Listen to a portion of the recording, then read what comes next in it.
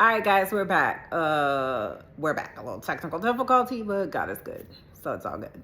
So, anyways, met with the Greek advisor for the Omegas, their off-campus advisor, and also with the current president at the time. And like I said, one of the first things I said was, "I'm not a Greek advisor." So we have a conversation. I don't think it lasted any more than no more than 30 minutes because it was a lot of kikiing going on. So, anyways, I told them what I could offer them, which I told y'all it seemed like it would be a great partnership. I can help you on the programming and putting out different programs that meet your national chapter mandates. Like, it's what we do. We can combine what I do in my current position, and that brings even more students out. Granted, at the time, students were coming out to the events that my staff and I were putting on. That was something we always had on lock. But to add an extra component, why not? If we can get even more numbers, sure. But I also am a builder. Like, I like to help build people to get them to the level that they need to be performing at, and then send you out to go do the great things that I see, that I recognize that's already in you. And so I saw this as an opportunity to build this organization up, and how the skill set that I have would be perfect for what they said that they were trying to do at that time, right? And so we had the conversation, and ultimately I accepted the position. And so one of the stipulations I had, I said, hey, because you're not oblivious, right, to how the Greek world worked. Also, everyone on my staff throughout the years, I always had one or two that was online for our organization. And you remember I told y'all earlier, loyalty was kind of my Achilles heel, right? So it was stuff I always knew from, just people along the way, because sometimes they would come and ask for advice.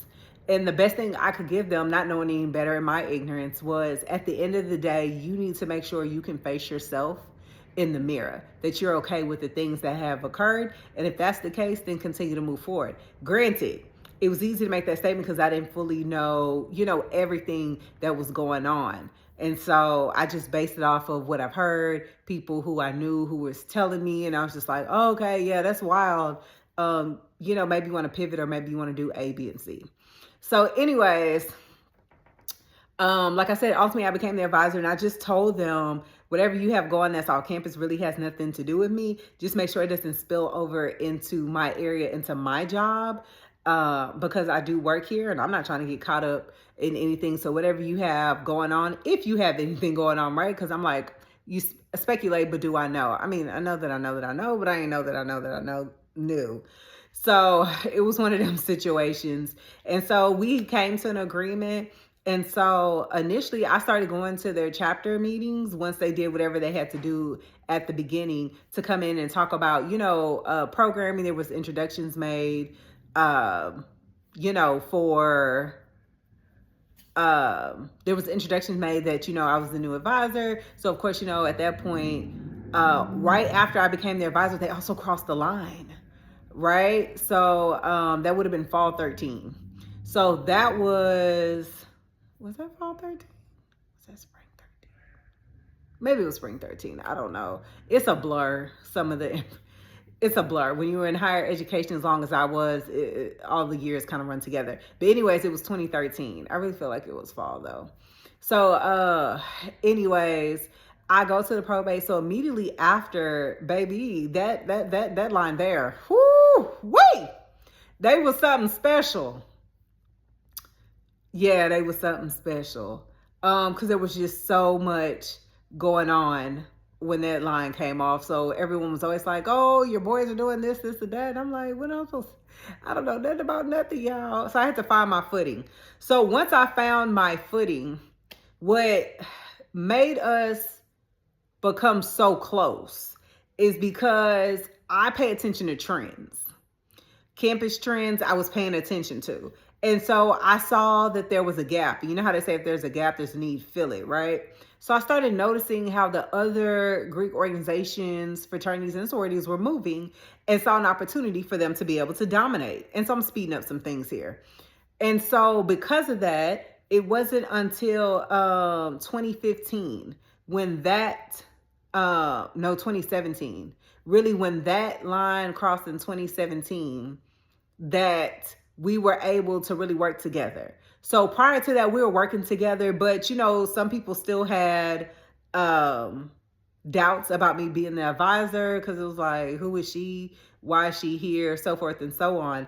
And so I thought in the midst of all that, that I needed to be validated as their advisor. So I requested from the off-campus advisor, I was like, you know, it's so weird that I walk in a room and people don't know who I am.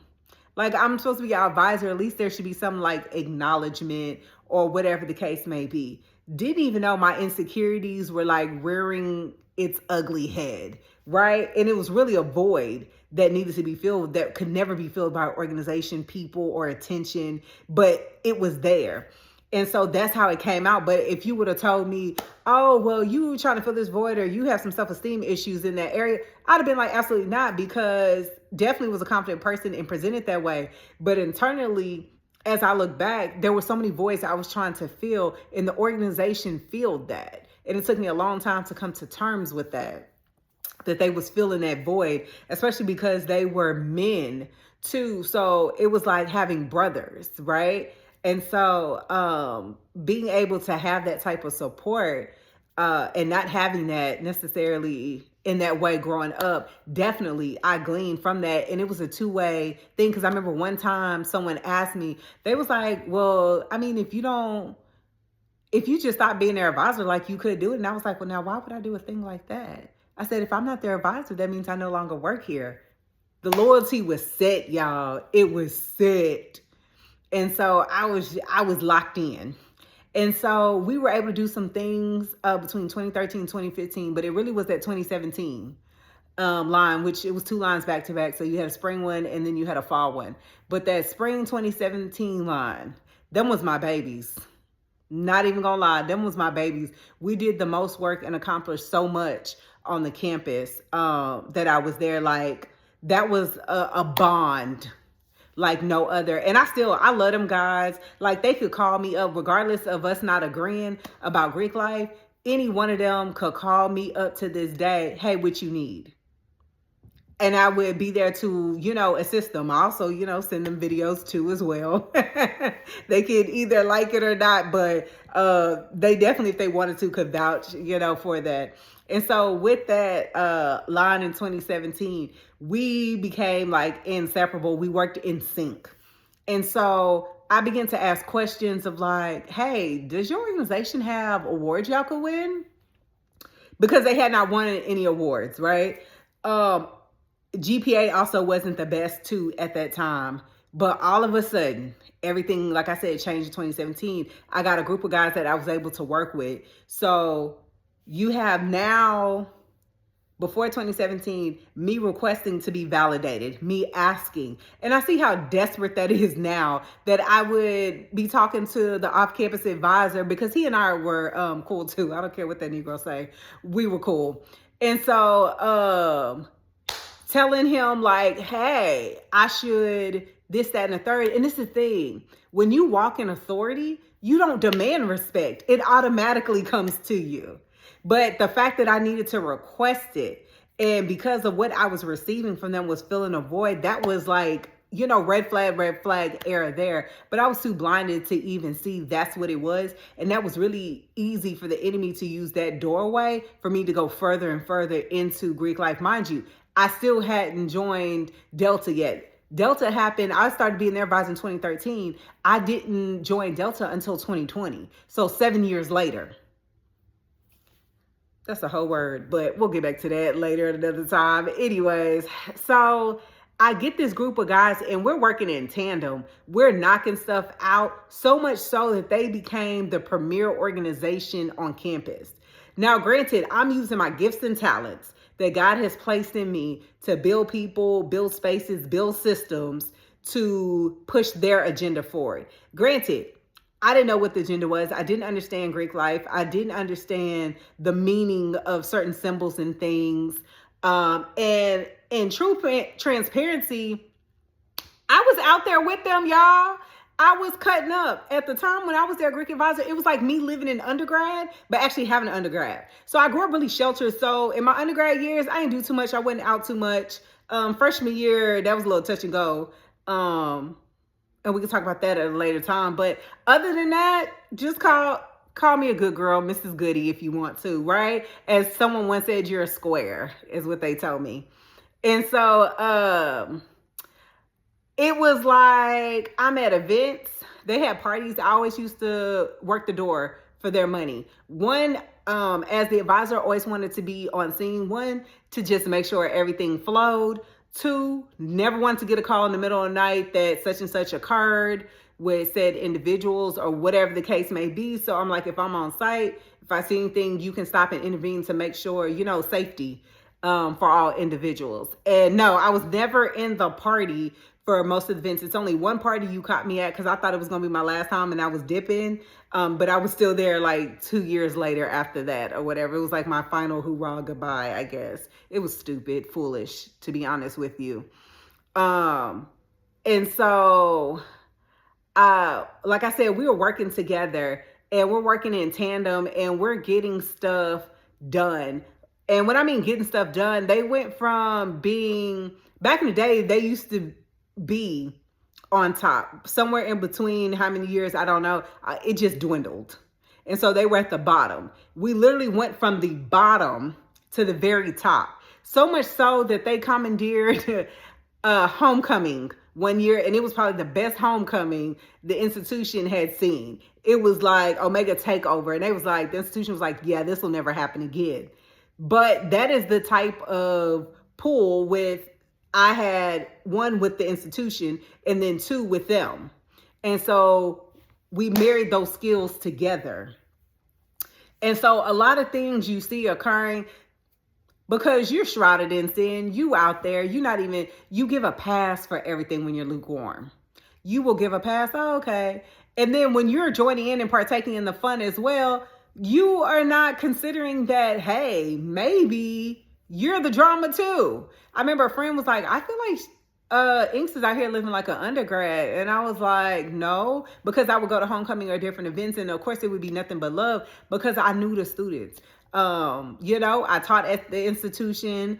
At one point, a lot of students came through the place where I worked. Like I knew them and tried to help them and facilitate opportunities for them to be great even after they went on. And truth be told, any student that you can go back will tell you no, Inks was for the students, so much so it put me in opposition of administration at a point in time because I was so much for student rights and making sure that they were treated, equally. You know how you have that one older college, either professor or administrator that is like down for the students, but understands that you still have an obligation as an administrator on campus to the campus, but they make sure like the students are up on, this is what you need to do. This is how you navigate this, giving them the keys that they ordinarily wouldn't have been given, that other students might have been given. And so always want to make sure they was up on game.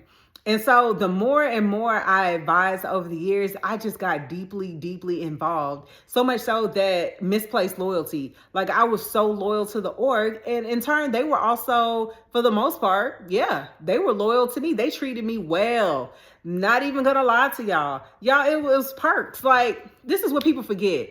It's like when you come out of something and then you start talking about it, it's like people like, what? You hated it, but you didn't hate it when you was in it. No, I was having the time of my life in sin. What are we talking about here?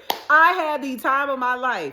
I had birthday parties thrown for me. I had gifts given to me. I had greetings, which was a point of contention with some members because they would greet, their pro-fights. They would greet the off-campus advisors. They would greet their DP and ADP. And I also had a greeting. I have deleted most of my photos, videos, and all that to bring that up in the archive. But no, I was that girl. I was their advisor. Like, I was on it. I dressed up for every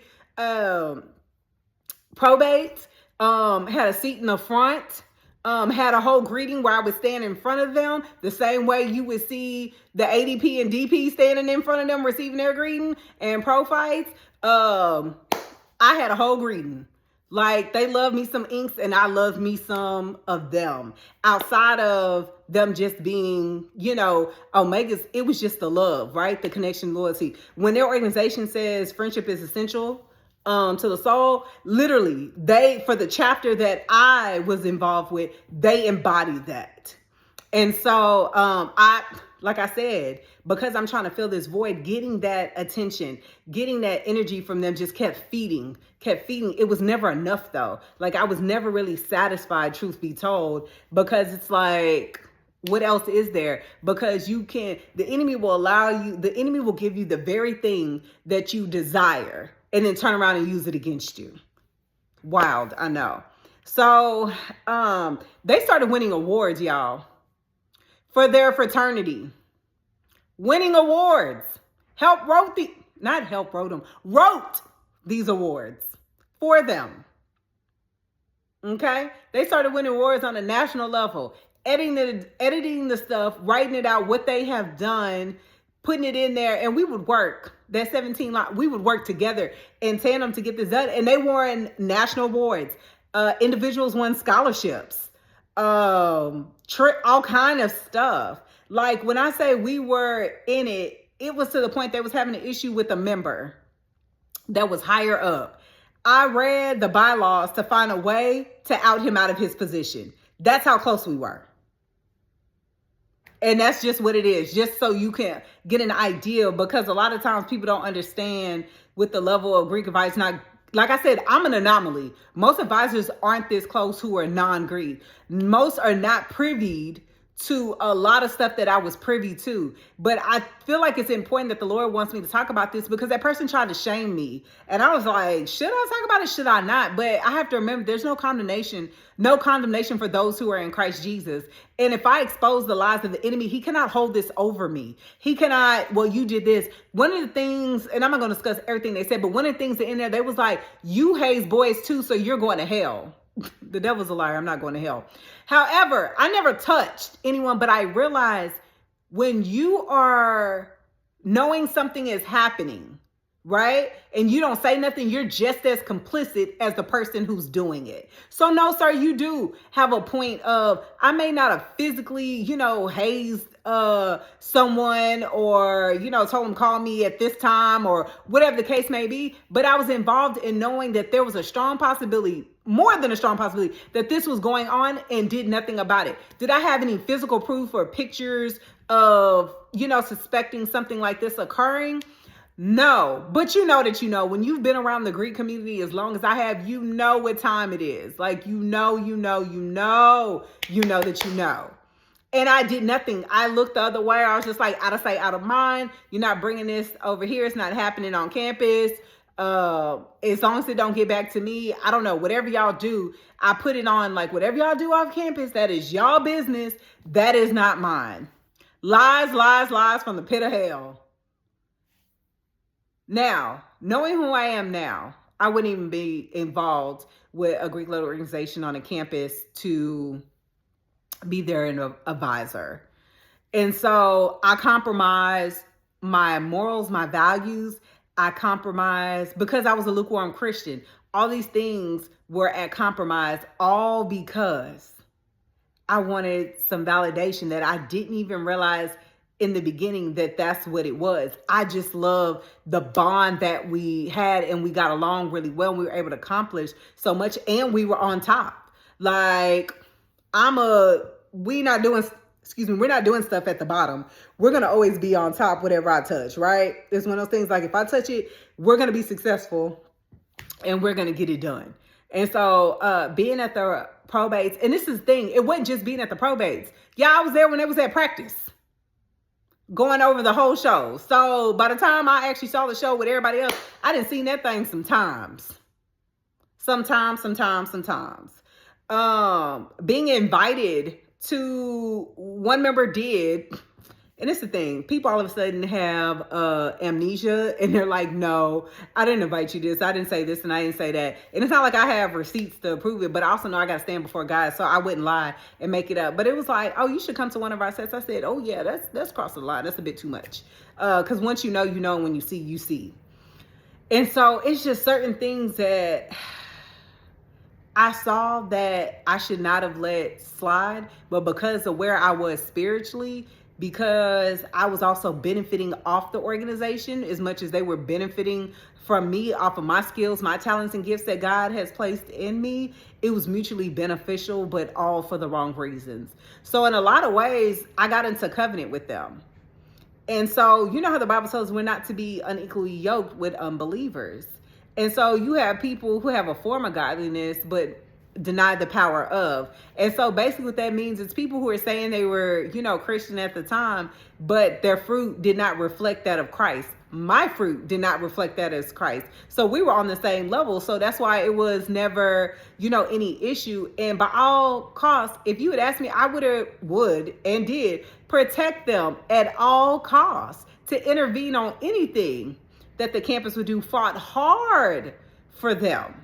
Fought hard. And because of it, I also won Greek Advisor 3 years in a row for the work that I accomplished with them. So much so in the last year, they were like, hey, you want to be nominated? And I said, nah, no. Let someone else get an opportunity to be, because I knew my work was just that legit. Would I have won the 4th time? I don't really know, because you had some other people in the running as well. You had other people when I ran too.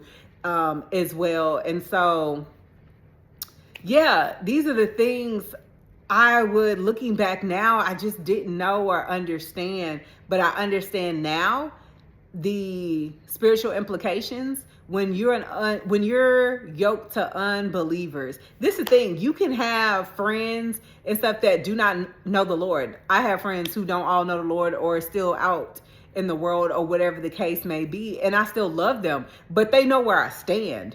You don't see me engulfed into their world as if I'm okay with what's going on, right? Because we knew this since we were kids. Birds of a feather flock together. If you show me your friends, I can tell you who you are. And that still stands true to this day. Still love them, still consider, them a friend. However, it's just certain places and things I can't do. And they understand that. Like, I had to learn how to have boundaries and make that clear to people. Like, this is what my standard is. This is not like, nah, I'm just not out there anymore. Because during my time with them, y'all, I was out there. I just think of all the situations and positions I put myself in. And it wasn't because of them that I put myself.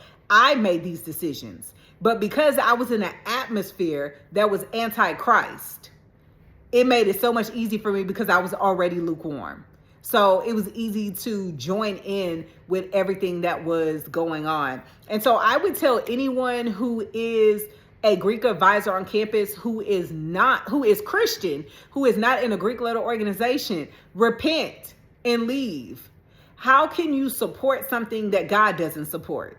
So anything we put our hands to, anything we associate ourselves with, because we're image bearers, we represent Christ. So if I say I'm not for Greek organizations, what do I look like being I'm not for Greek organizations because of the covenants and the oaths? What would I look like? Still going to Greek events, still being a Greek advisor, still, repping them, because baby, I had purple chucks. I had my shirt where they had my name and it said campus advisor embroidered. It was the good kind of embroidery, right? Like, they spent money on that. Like I told you, gifts out the wazoo, food.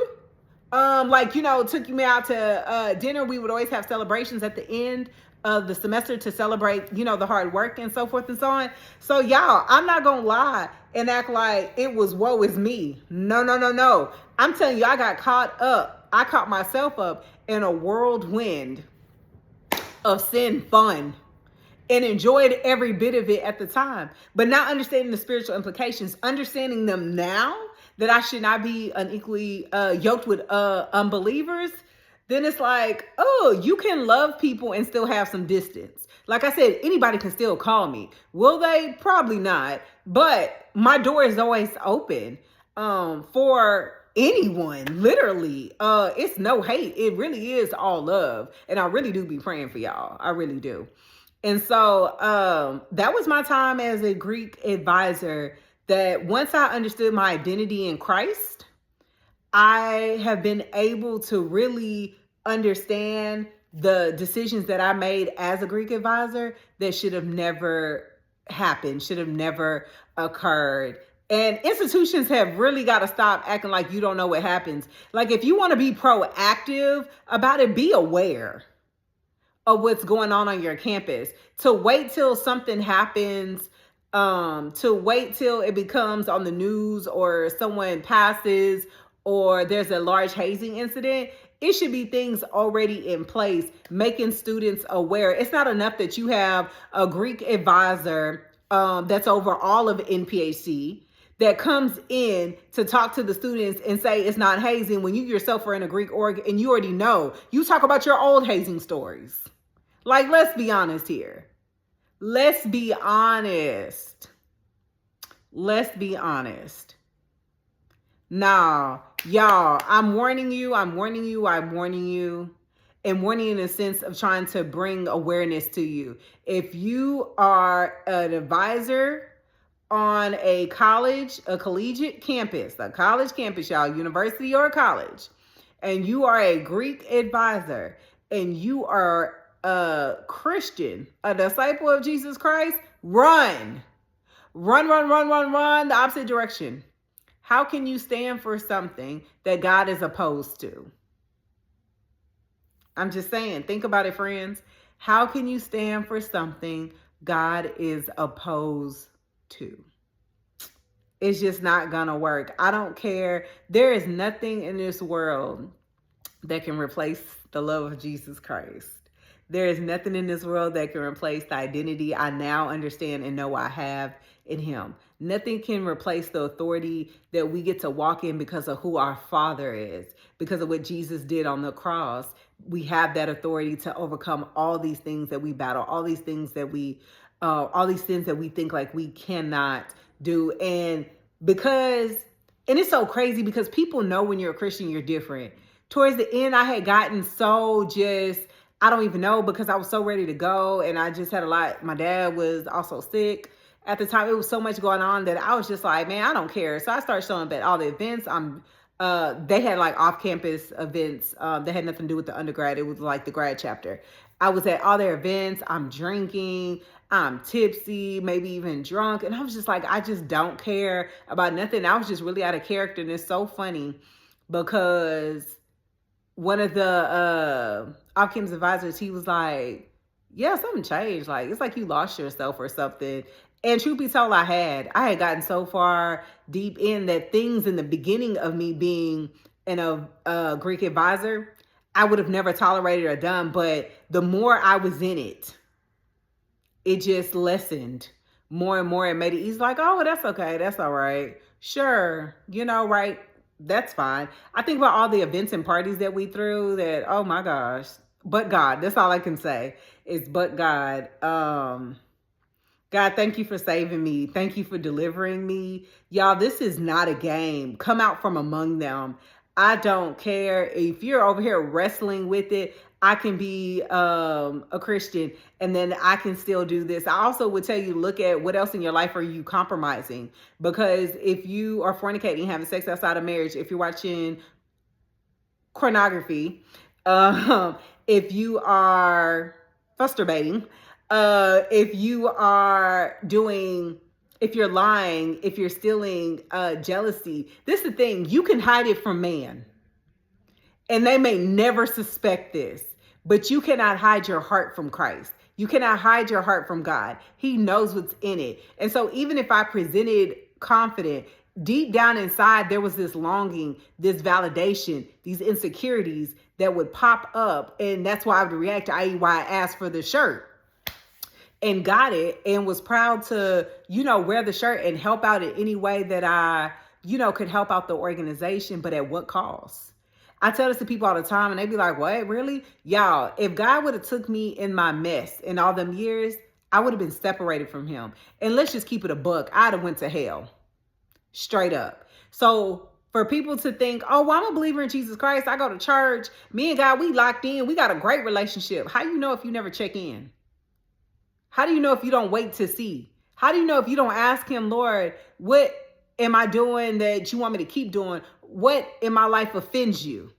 If you can't even ask those questions to your Heavenly Father, I don't know what to tell you. So many people in Greek letter organizations I have talked to, and I said, hey, I'm not telling you, I'm not condemning you, but I would say, because you've now told me that you're a Christian, because they're like, oh, you can't judge. Yes, we can judge righteously one another. We leave the judgment of unbelievers to God, but we can judge each other righteously. And to go to someone who has professed that they are a believer in Jesus Christ, and me just simply saying, hey, if you're a believer in Jesus Christ, then we're supposed to submit everything to Christ to make sure it's okay with him. Maybe you thought it was okay in one season, but it's okay to bring it back up to say, hey, Father, are you okay with this? Is this, like, I'm seeing a lot of things online where people are denouncing and renouncing, and I don't put no other gods before you. I didn't kneel at no altar. I didn't do A, B, and C, which a lot of it you just don't remember because the enemy loves to wipe things away. But if you go back and read your ritual, on the national level, yes, you did. And so asking God, hey, is this okay with you? And then wait. That's the thing. You have to be willing to wait for the answer. And if you're so sure you're correct, you could take a step back from your organization, because wouldn't you be able to come back and sit with God and really ask him, is this okay? If you will pray and fast for a job opportunity, a business opportunity, or whatever the case may be, you can't pray and fast and ask him how he feels about this matter, or just maybe it really is idolatry in your heart. All right, y'all have a good one. I love you. I'll drop some scriptures below. If you have any questions, let me know.